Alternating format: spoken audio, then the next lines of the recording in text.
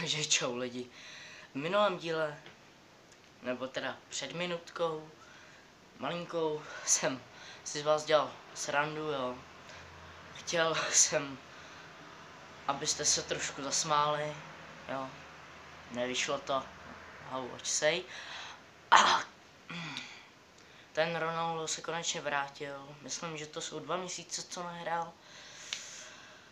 Je skoro po zranění, ještě ta noha není úplně vylečená, ale však jako už je to lepší. Překrásný gol proti Osasuně, nejsem si jistý, kolik to dopadlo, ale myslím, že dali alespoň 3 góly a Osasuna 1. No, to jsou fakta, co kámo?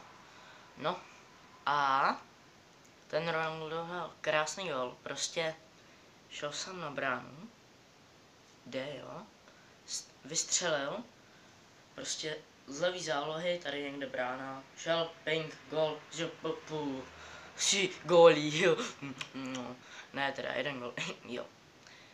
No takže Cristiano Ronaldo se vrátil, nejsem si jistý na jak dlouho, jestli toto byl jen přípravný zápas pro něho, a nebo se ještě půjde sednout.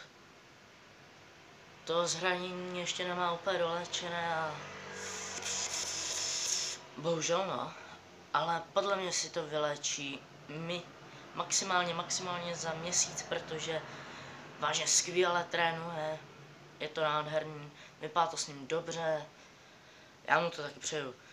Takže já se s váma loučím a video zase možná za týden, takže čau vás, tady si to nevypíná.